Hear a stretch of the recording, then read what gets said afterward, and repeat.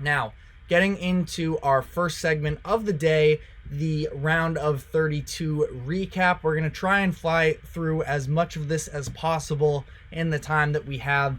Going to be going region by region broadly here on the topic of this past weekend. Frankly, it was not the most exciting in terms of the intrigue in the games themselves. In a lot of these, the betting favorites went 15-1 in these set of games, 8 per each weekend day. The only upset was Clemson overtaking Baylor. Not only that, but 11 of the 16 favorites covered the spread, making it a brutal weekend for Vegas, and 11 of the 16 games finished with double-digit wins. So we did have a few great overtime games that really carried the load, but we're going to be starting in the East region and working counterclockwise from there, starting with the East, which was a little bit of the region of blowouts this weekend, where the closest score was Iowa State beating Washington State by 11. We saw UConn demolishing Northwestern. They have reached the Sweet 16 with a combined point differential of 56 points, and that could have even been bigger considering that they were up by 30 points in the second half of this game at one point, and just a really dominant start from UConn, who we've seen historically the number one overall seeds being a little bit lackluster. The Huskies are far from that up to this point in the tournament. They look like the best team in college basketball. They have been the best team in college basketball in a lot of people's eyes for the majority of the regular season, and they have not slowed down yet, looking to repeat as national champions. Speaking of national champions, they will be going on to face San Diego State, who blew out Yale in the last game of the weekend on Sunday night. But this is actually a rematch of that national championship game that took place last season between UConn and San Diego State. So should be interesting there. I do think that San Diego State has flown a little bit under the radar again this year, and coming out of a Mountain West conference that has had a lot of definitely polarizing comments made about it, San Diego State is holding it down for them as they advance to their second consecutive Sweet 16. I mentioned Iowa State's win over Washington State. They advanced to play Illinois. Both Illinois and Iowa State really dominated these matchups. Illinois specifically over Duquesne was tremendous. We already know the level of offense that Illinois plays, but what they're doing on the defensive side as well has been really impressive as they are putting this together. We know about the size that Illinois has, and if they can continue to play the level of defense they become extremely scary in this tournament. But I want to highlight Terrence Shannon Jr., who really shined in this game against Duquesne, scoring 30 points, and now we've seen since the beginning of the Big Ten Conference Tournament, he is averaging 31.6 points per game on 53-42 shooting splits. He has been incredible as of late. That stretches among 5 games. So have to give Terrence Shannon Jr. all the credit in this one, in a class where there isn't a tremendous amount of young talent, as in freshman, sophomore. Terrence Shannon Jr., an older player, has been able to potentially carve out a path for himself to be a lottery pick as a senior. He's not the only one there. Dalton Knecht is also sort of in that category. We will get to him later in this segment as well. But this weekend was pretty boring in the East. We will have some good matchups headed into next round, where 5 seed being the lowest in San Diego State. Again, the reigning runner-ups, I should say, from last year's championship team. They have a lot of their same pieces back, and it's going to be interesting to see.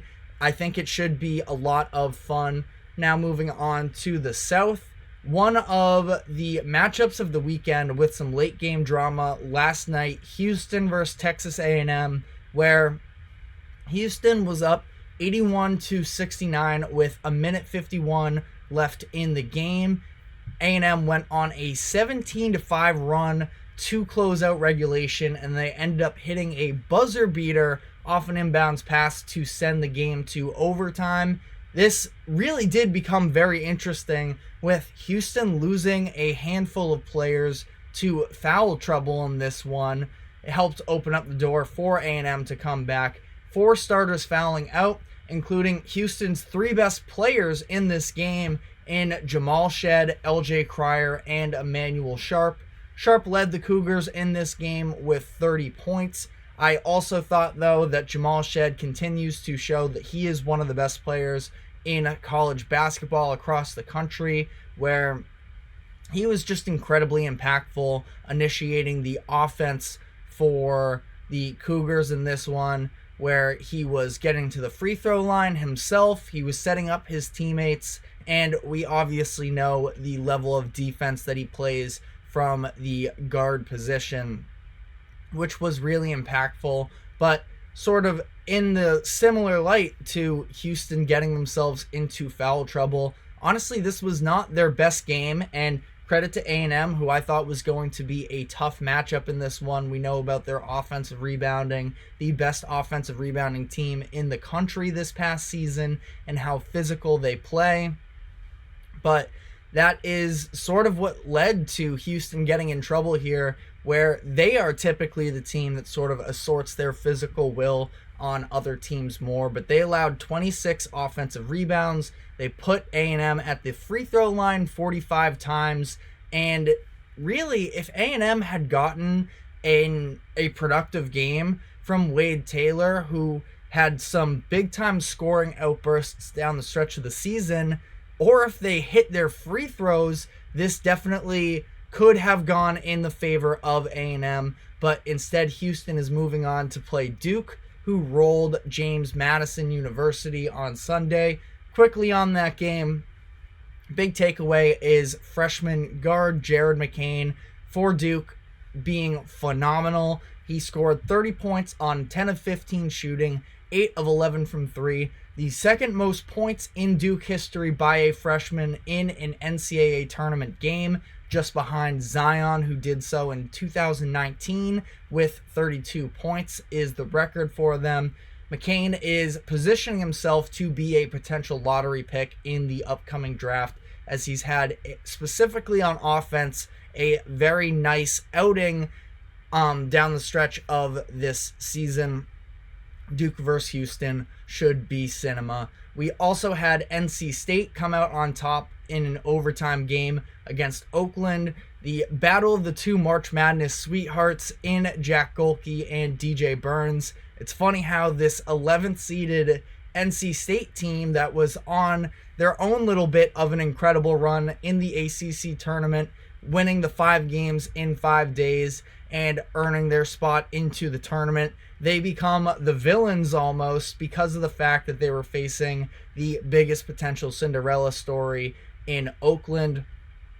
But DJ Burns, the big man, came out on top with another incredible performance. 24 points, which led the team in scoring, 11 rebounds and 4 assists.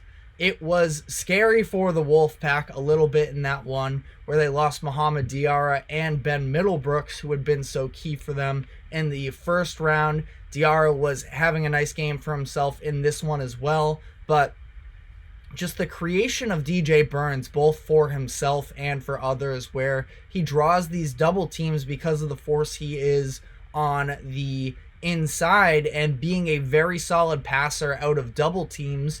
If he isn't double teamed, he is more than happy to take it himself. He helped spark a 9-0 run in overtime and close out Oakland, which does mark the end of the run for the Golden Grizzlies. I know that a lot of people are almost just lame in the discrediting what Oakland did I know that they only won one game, but this is what March is all about, is these little stories. Ultimately, we never really see these mid-major Cinderellas last all too long, but it was incredibly fun while it lasted. Golke had 22 points in this game, and the shot chart doesn't look great for him. He was 6 of 17, and the efficiency, again, wasn't necessarily there, but he also was sort of forced to chuck up some shots at the end that sort of hurt the shot percentage.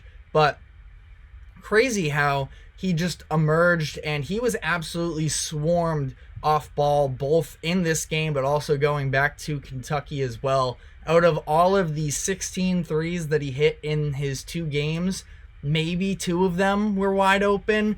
All of them seem to be fading away, coming off of a screen, sprinting out, and it was a ton of fun to watch. But you have to give credit to Trey Townsend, who sort of went under the radar, at least in terms of the tournament performances, where he was the Golden Grizzlies' leading scorer this season, and he finished this game versus NC State with 30 points and 13 rebounds. And with Golke being harassed so much on the perimeter, he did all the heavy lifting in terms of creation. We saw NC State come away with this one. Every starter finished with at least 11 points, and they will need a similar team effort to try and knock off Marquette next round, who Marquette offensively really is firing. Lots of turnovers in this game by both teams, which if you are Marquette, definitely want to see those numbers go down.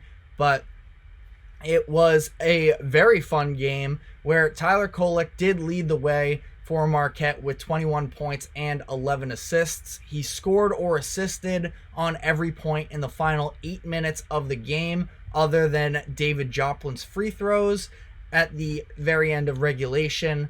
But he did contribute a lot to the turnover numbers. He had 6 himself, but ultimately it was him operating the Golden Eagles offense that led them to this win. It is important to have him really coming back into full health, where he missed a handful of games at the end of the regular season, as well as the Big East tournament, where he was dealing with an oblique injury, and he had missed 6 games headed into the round of 64, but he's back, he seems healthy, and he is a real contributor for this Marquette team. Cam Jones as well, want to give him his flowers a little bit. He's off to a very hot start in the tournament as well. 28 versus Western Kentucky, and now another 18 versus Colorado. He's been very efficient and very important for them, as head coach Shaka Smart finally returns to the Sweet 16, first time since 2011, which is crazy to me that it has been this long. But Marquette is a legitimate program, and they have the pieces to make a run here. As we talked about, they'll face NC State, which they open as 6.5 point favorites headed into that matchup later this week. Midwest here, Purdue and Gonzaga both dominated their ways to a matchup in the Sweet 16. Purdue put up 106 points versus Utah State. Edey has scored 53 points, grabbed 35 rebounds, and blocked 6 shots in his first 2 games of the tournament. And Purdue has escaped being upset by a mid-major school to pretty much preserve their integrity, where after the past few seasons and the disappointing exits, they couldn't really afford losing again to a bad team, especially with Edey on his way into the NBA draft following this season. But now the road ahead of them, not that it's easy and they still have a lot to prove, but they don't have the chance to lose to a bad team. It's all good teams from here, as we have one of the more talented overall Sweet 16 pools that we've had in a handful of years.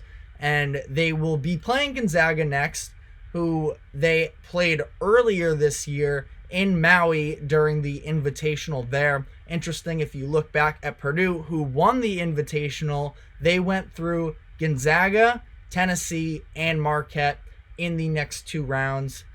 Gonzaga, Tennessee, Marquette in those rounds. There's a real possibility that could be the same path that they have to take to get to the national championship game moving forward here, but they can't necessarily look ahead all too much just yet. Shout out my friend Andrew Shen, big time basketball head. He sort of filled me in on that. Wanted to give him some credit because that was a good spot. Now, that all happened in November, so we are obviously far removed from that. Can't necessarily look at the results too much, but just notable that they have seen each other and have likely put together a game plan for one another.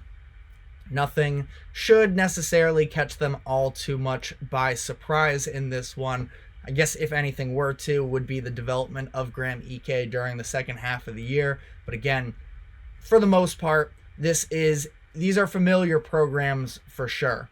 Now, Gonzaga on the other end, they were trailing by 1 to Kansas at halftime, and they ended up outscoring them by 22 in the second half, ultimately a blowout win. Gonzaga was the lower seed, but they were 3.5-point favorites headed into this game. Kansas, without Kevin McCullough Jr. and the issues they've had off of the bench all season, just did not have the legs to keep up, and it showed in that second half. Gonzaga abused Hunter Dickinson and company in the pick and roll game in this one, helped them shoot 60% from the field, and their starters were 29 of 45, which is just over 64% from the field. So an incredible showing from the Bulldogs in this one, and this should be another really intriguing matchup on Friday. Probably the game of the weekend was Oregon versus Creighton, where it was a rematch between Oregon head coach Dana Altman and his former team in Creighton, where he spent over a decade with some time ago. The matchup of the two winningest coaches in Creighton history with Altman and Greg McDermott. And this ended up going into double overtime. The final score was not indicative of the game itself, where Creighton wins 86-73, but this was incredibly entertaining down the stretch, and Oregon really, to stay alive in this one, was just riding its two stars in N'Faly Dante and Jermaine Couisnard through the second half and into the first overtime period. It was all them. No other player scored for them, and they just didn't have the legs to keep up as the game progressed and they got into the second overtime period. The Blue Jays were just too well-rounded, and Creighton ended up dominating that final period. Heavy minutes for the Blue Jays stars, and Baylor Shireman and Trey Alexander playing all 50 minutes in this one. Ryan Kalkbrenner played all but one. Now, this also had Stephen Ashworth as well contributing for them. He led them in scoring, and all four of them had at least 18 points.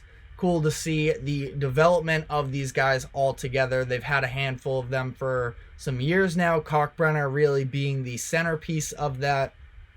And now they are headed to their third Sweet 16 in 4 years now. They will be facing Tennessee. Massive props to N'Faly Dante and Jermaine Couisnard, combined for the first 32 points, as I mentioned, from the second half into the first overtime period. Couisnard scored 32 on Saturday, following up on his 40-point performance in their win over Florida in the first game.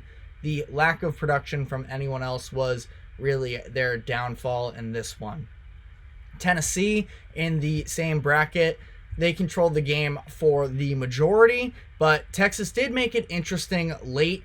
But I thought this was a very impressive win for Tennessee, where Dalton Knecht, the reigning SEC Player of the Year, struggled offensively. In this one, he only had 4 points at halftime. He did end up finishing with 18, but he was just 5 of 18 from the field, 1 of 8 from 3. And the team as a whole was really struggling from the three-point line. Just 3 of 25, the lowest made threes on 25 or more attempts in a win in NCAA tournament history. The team has benefited from having a scorer at the level of Knecht this season, but under Rick Barnes, their identity has often been leaning on the defense and we see that they can win in multiple ways. They are 10-1 this season when hitting less than 8 3-pointers, according to CBS, which is a pretty impressive stat. Now, final region quickly here is the West. Not very many compelling games in this one either. Big story was Clemson being the one underdog to win their game this weekend. A well-rounded attack for Clemson led by Chase Hunter. They led just about the whole way. Baylor tried to make a push late in the game, and I almost think if you just watched the last few minutes, probably should have won this one. I'm also a little bit biased. I just really enjoyed watching Baylor this season, and I was disappointed to see them out. But I also enjoyed Clemson a lot this year. I thought that their season ended in a little bit of a risky way, where they dropped some games to Wake Forest and then got blown out by BC in their first game of the ACC tournament. But here they are in the Sweet 16, and an unfortunate ending for Baylor, Jacoby Walter, and Baylor as a team as a whole, but Walter specifically struggled from the free throw line late in this one. I believe he missed 5 of his last 6 attempts. He was pretty good otherwise. I know that the overall shot chart, again, is a situation where it wasn't tremendous, but I thought that Walter showed a lot of good in this matchup. Ray J. Dennis dropped 27 points in the loss as well, but really impressive for Clemson to come away with this one with their leading scorer, PJ Hall, dealing with foul trouble all game, only played 19 minutes, and they were able to come away with it. UNC, Alabama, Arizona all cruised to wins over their opponents in this region as well. So the matchups are going to be UNC versus Bama and Arizona versus Clemson. This marks the 5th time that all the number 1 and number 2 seeds have made it to the Sweet 16 since 1979. We'll be getting more into the Sweet 16 as the week progresses here, but this did most recently happen in 2019, where we had some great Sweet 16 matchups. So if you want to go and check that bracket out, you can have a little bit of a reference for how it's played out in the past. But we will, as I mentioned, get more into those matchups as the week progresses. For now, we are going to be taking our first break, and when we come back on the other side, we will be getting into some NBA and the Western Conference playoff race. So stick with us. We will be right back.